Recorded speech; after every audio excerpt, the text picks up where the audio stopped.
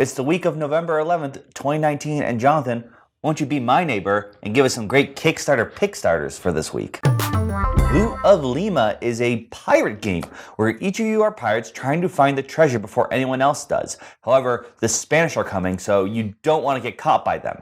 So you have decided to sort of work together in a way by sharing information you may find about the treasure. Now, this game is all about trying to solve the puzzle of the treasure, but not give too much information away from your opponents. I mean, it's very much like Treasure Island, which we've seen before, except there isn't the one person in charge who's hidden the treasure. It's really a puzzle book.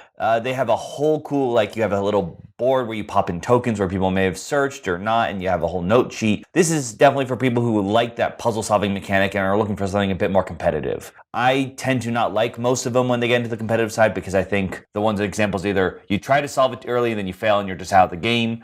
But this way with the treasure solving of each person sort of having to give clues a bit more, I think works a bit better. Like I like it in Treasure Island. And this doesn't have the 1v all aspect, I think. Yeah, that's nice. Which has its pros and cons. Yeah, I mean, I love the theme. I know these guys also did the On Tour game, which I heard good things about. Yeah, anytime you have something where you can hunt for treasure and you actually get to, like, do something, I think that's really cool to have that tactical involvement in it. Yeah, this will do... Sorry, tactile. Right, and this will have a lot more note-taking, mostly because you have to take your own personal notes, which will make it, at least, I think, a good... addition to your shelf of like Sherlock Holmes where everyone works together. Mm-hmm. I also really love in the video they have near the end like if your game has last 3 hours or more, please consult the rulebook. Good advice for any game. Indeed. But in $29 too, definitely on the nice smaller. And so if you love some puzzle solving but want to keep that competitive spirit so you can tell everyone else that you won and you won alone, check out Loot of Lima. Next up is a game from Bluebeard Entertainment, but it's not pirate related. It's called Goblin Teeth. And this one, you're a bunch of goblins trying to get your hands on various items so that you can submit them and be the coolest, best goblin that's revered by the rest of your goblin clan. It's essentially a bidding game, but you're going to be using dice that you roll as your currency, placing them on different cards, and whoever has the highest total on any given card gets to take it at the end of the round. And you're trying to complete different sets, or you might be able to trade those items in for special abilities. And then there are also cheat cards. It's a big aspect of this game. When you draw cheat cards, you can use those to help you manipulate the dice and mess with people. There are also some that are ongoing that will stay in front of others, and some of them might be bad. So you might get one and give it to someone else to punish them, but someone else might use an action to remove all the ongoing cards to help them or to hurt others. So relatively simple, cute little kind of bidding game. I thought there were some unique twists, like with that cheat card, as well as the fact that one of the cards is always going to be face down. So, you know, you might bid on that just as a gamble if you don't think you can get anything else, and maybe it'll really work out for you or not. Little small things like that. I do think that the game might potentially be offensive if you're a goblin, because it seems like it has really low regard for the goblins. Well, yeah, from watching that video, can you give us your best goblin voice? Yeah, goblins talk like this. They want the teeth. Sorry, guys. So this one is for $19. That's not too bad at all. If you want to be a goblin, check it out. Mint Condition Comics is a game about collecting mint condition comics. It's a set collecting game where you are trying to collect sets of comics. There's 5 different series.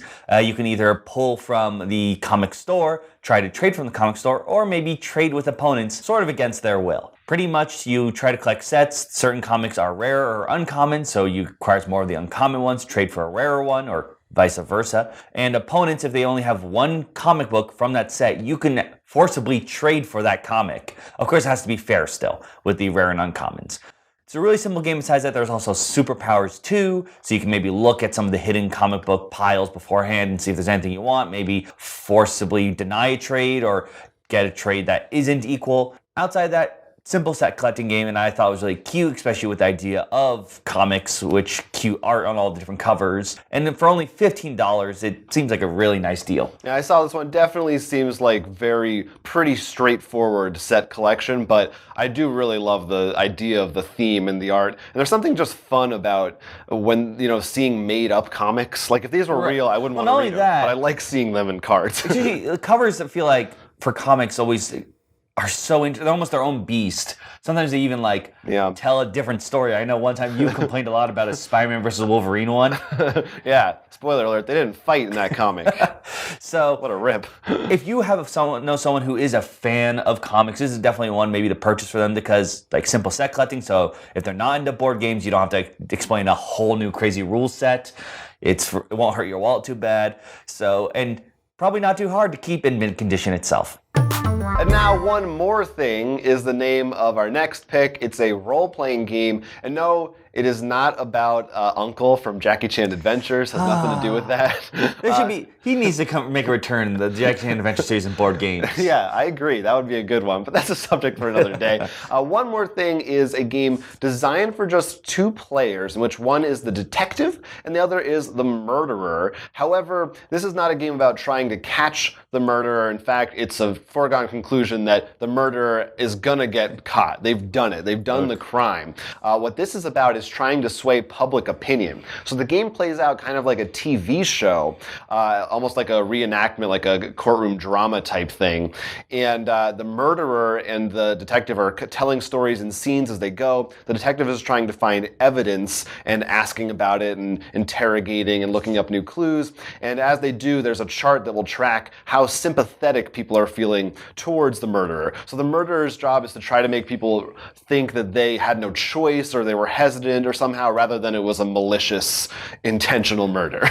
So right now the murderer's going like, come on, let's get this down to manslaughter. Right.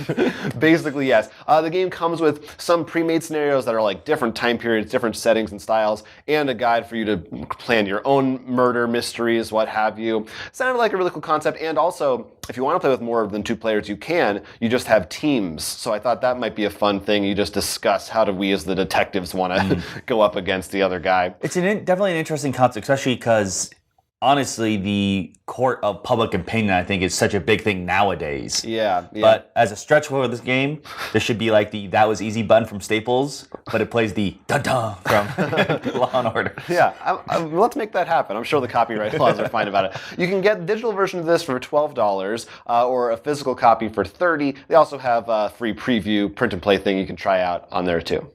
We do actually have one more thing after one more thing. This comes from Soul Muppet Publishing, and it's titled Beneath the Missing Sea. This is an RPG in the world in which pretty much the seas have disappeared, hence why the seas are missing. And now it's sort of this weird, barren wasteland of not just sunken ships, but also ancient temples and other really weird discoveries. And you will be playing, trying to discover what's going on there, and maybe, if you dig deep enough, you may find out what happened to the missing sea. This is a theme that's supposed to be about also like greed and loss, but I love the idea of the sea disappearing and finding out what's actually underneath there and walking it as if like Moses parted the sea and just seeing that sort of underground area. Yeah, anytime there's it's kind of like I guess it's the opposite of Waterworld. Yeah. but it sounds like a cool spin on a dystopian thing. Is it sort of a horror genre? It looks a little bit, like I said, it lost in, like I think it's much more darker tones and definitely from the art behind me you can see, I'm gonna guess there's some Lovecraftian mixture and there's some deep ones, if you will.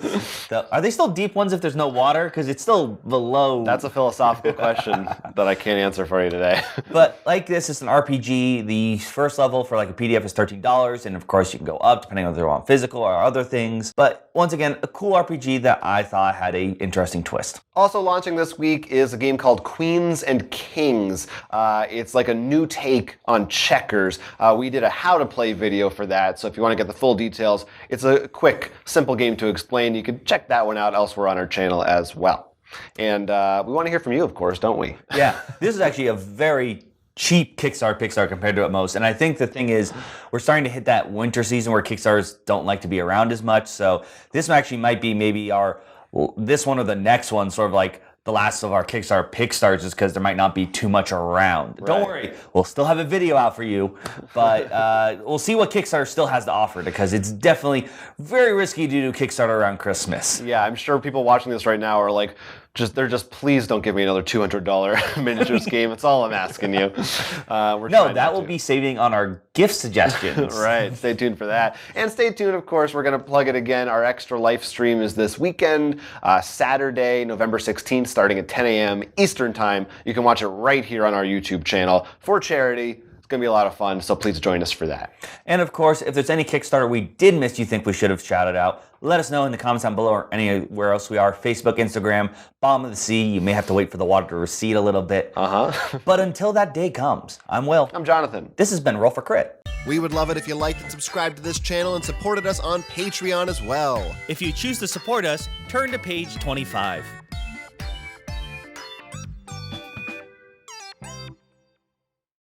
The audio is like, Yeah, that was really weird.